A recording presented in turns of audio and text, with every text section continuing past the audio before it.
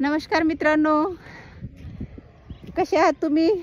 तुम्ही सगळेजण ठीक असाल अशी आशा बाळगते आणि मी पण ठीक आहे. बघा, आत्ताच पाऊस येऊन गेलेला आहे आणि राहून एक दीड तासांनी पाऊस येतोय. त्याच्यामुळे माझी छत्री माझ्या सोबतच आहे. तर मी आज आलेली आहे गणेश टेकडीच्या पायथ्याशी. खूप सुंदर, म्हणजे खूप सुंदर अप्रतिम वातावरण आहे. बघू शकता, बघा तुम्ही, तुम्हाला दाखवते, मी पूर्ण दाखवते. ते बघा, ते गोगाबाबा टेकडी, ते तिकडे ते गोगाबाबा टेकडी, ते हनुमान टेकडी, ते तिकडे त्या साईडला लेण्या, त्या साईडला तिथे लेण्या आहेत. बघू शकता तुम्ही, किती सुंदर सुंदर आणि अप्रतिम वातावरण आहे, एकदम छान. आणि ही जी आहे ना, ही आहे गणेश टेकडी. बघू शकता तुम्ही,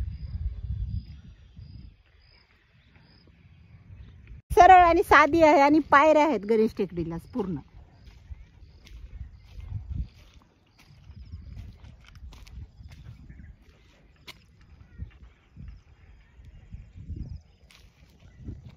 बघू शकता, खूप छान वातावरण आहे. बघा किती सुंदर आहे, एकदम असं अप्रतिम सौंदर्य, निसर्गाचं सौंदर्य, निसर्ग सौंदर्य बघू शकता तुम्ही, खूपच छान आहे.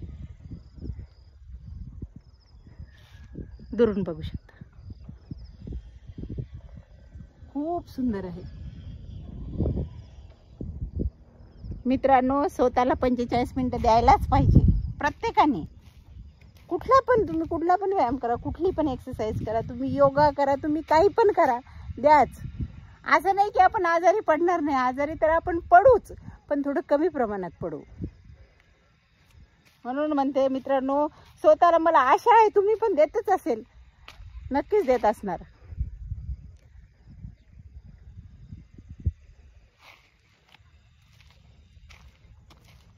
आज थोडेसे उशिरा आलेले आहे गणेश टेकडीच्या पायथ्याशी.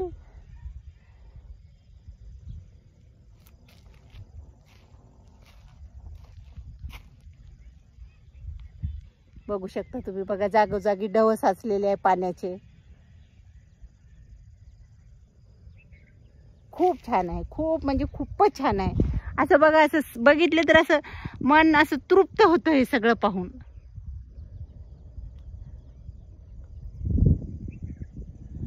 आणि त्यातल्या त्यात मी डोंगराच्या पायथ्याशी राहते, खूपच चांगलं.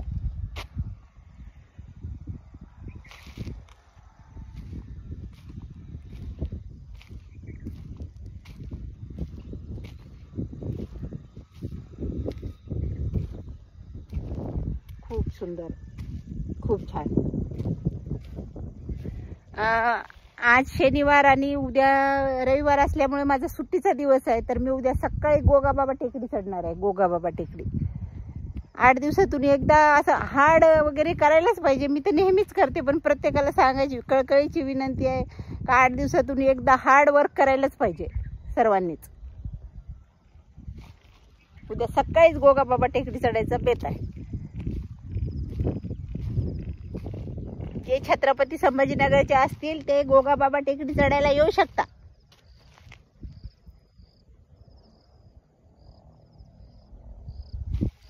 तर मित्रांनो, आज थोडासा उशिरा निघल्यामुळे आणि उशिरा आल्यामुळे आता मी चालले घरी.